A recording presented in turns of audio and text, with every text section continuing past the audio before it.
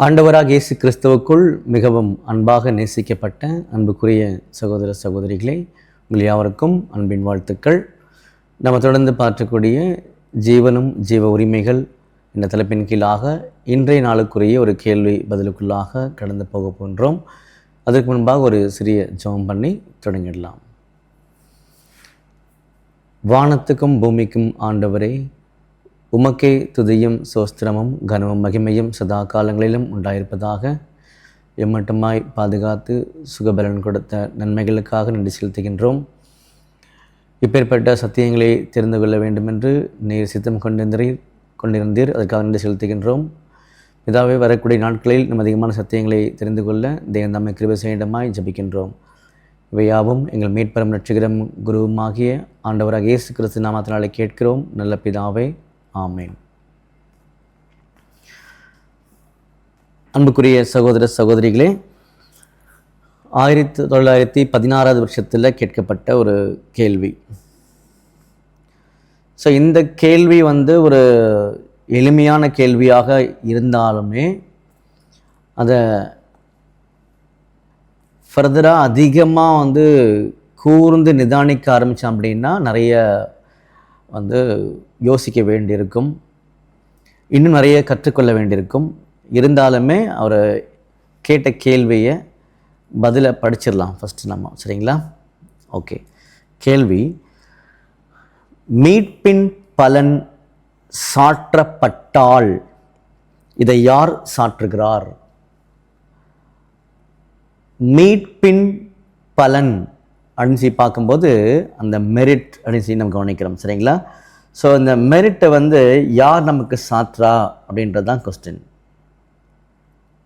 Okay. So இங்கிலீஷ்லேயும் அது சரியாக போட்டிருக்கிறாங்க. அதே மாதிரி நீதி சாற்றப்பட்டால் யாரால் இது சாற்றப்படுகிறது? ரைச்சியஸ்னஸ். ஸோ ஒன்று மீட்பின் பலன், மெரிட். இதை இம்ப்யூட் சாற்றாங்க அப்படின்னா அந்த சாற்றப்படுதல் வருது இல்லையா, அதை யார் செய்கிறாங்க? இந்த இடத்துல நீதி சாற்றப்படுதல், இந்த நீதியை சாற்றாங்கல்ல, இம்ப்யூட் பண்ணுறாங்கல்ல, அது யார் பண்ணுறாங்க? அவ்வளோதான். ஸோ ரொம்ப ஒரு ட்ரிக்கி கொஸ்டின் தான் இது. கூர்ந்து நிதானிக்க ஆரம்பித்தோம்னா நமக்கு நிறைய காரியங்களுக்குள்ளே கடந்து போக வேண்டிய தேவைகள் வரும்ன்றது புரிஞ்சுப்போம். இப்போதைக்கு பதிலை படிச்சிடலாம்.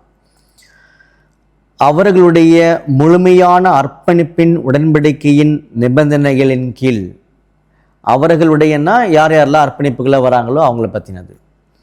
அவர்களுடைய முழுமையான அர்ப்பணிப்பின் உடன்படிக்கையின் நிபந்தனையின் கீழ் அவரை பின்பற்றுகிறவர்களுக்கு, அந்த அவர் யார்னா நம்முடைய ஆண்டவராக இயேசு கிறிஸ்து.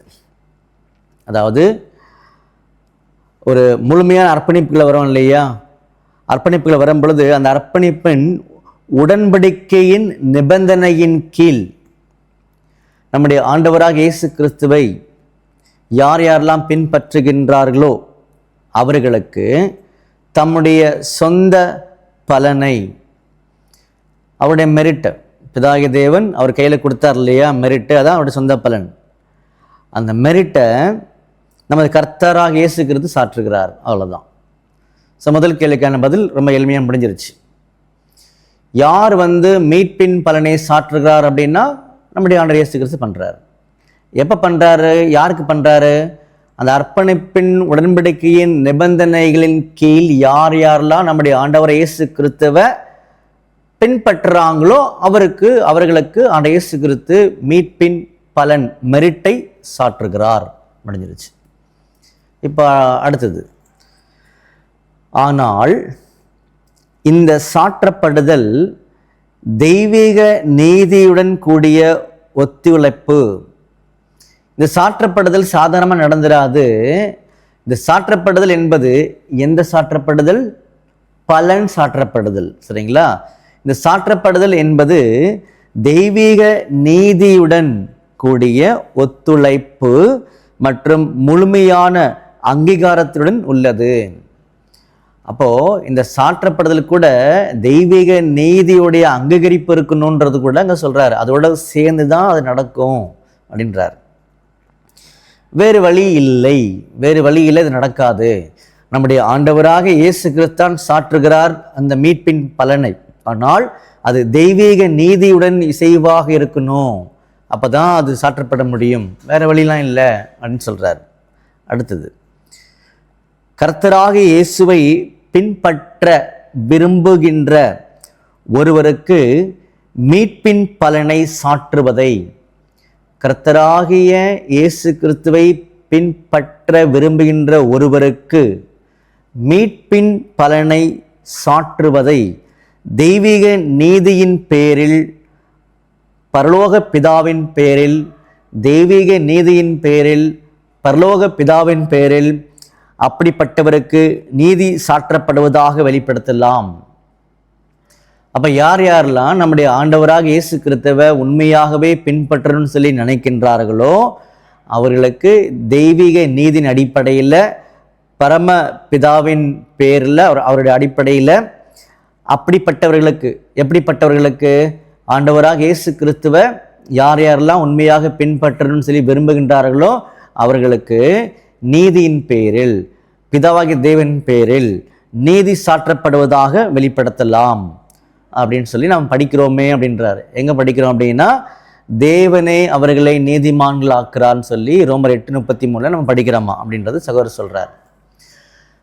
அப்போது இந்த இடத்த நம்ம கூர்ந்து நிதானிக்க ஆரம்பித்தாதான் நமக்கு நிறைய தேவைகள் வர ஆரம்பிச்சிடும். சார் இங்கே பாருங்கள், இது நம்முடைய ஆண்டவராக இயேசு கிறிஸ்துவுடைய சொந்த பலன், மெரிட் கையில் இருக்குது.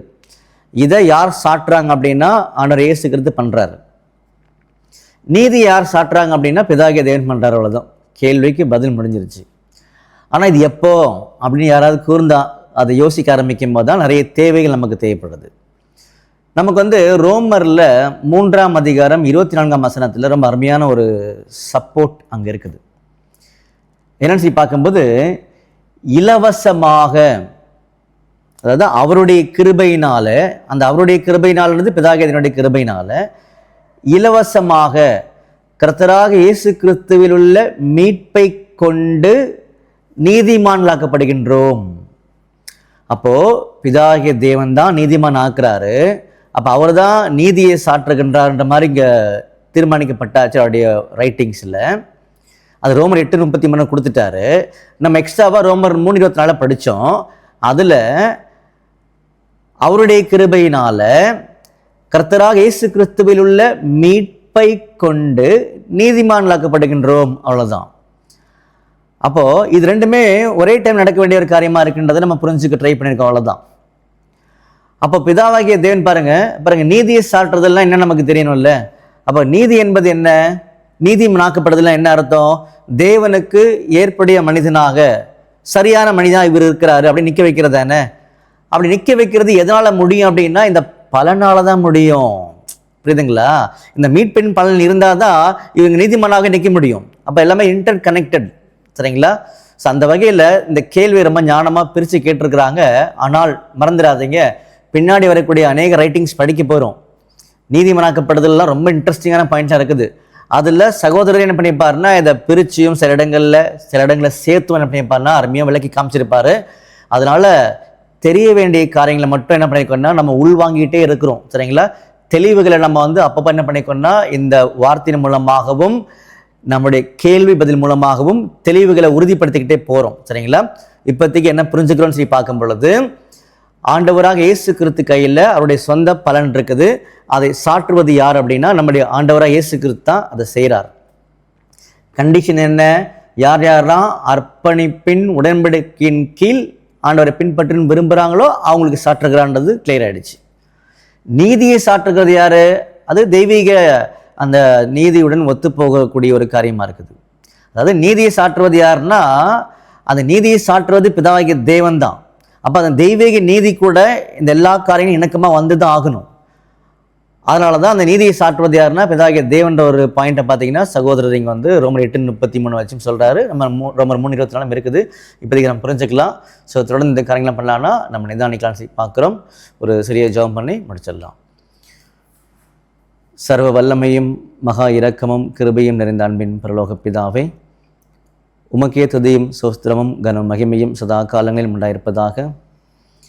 பிதாவே, நாங்கள் கேட்ட இந்த காரியத்தின் அடிப்படையில் இன்னும் அதிகமாக நிதானித்து இந்த காரியங்களை புரிந்து கொள்ள தெய்வம் தாமே கிருபை செய்யண்டுமாய் ஜெபிக்கின்றோம். இவை யாவும் எங்கள் மீட்பெரும் இரட்சகரும் குருவுமாகிய ஆண்டவராகிய இயேசு கிறிஸ்து நாமத்தினாலே கேட்கிறோம் நல்ல பிதாவே, ஆமீன்.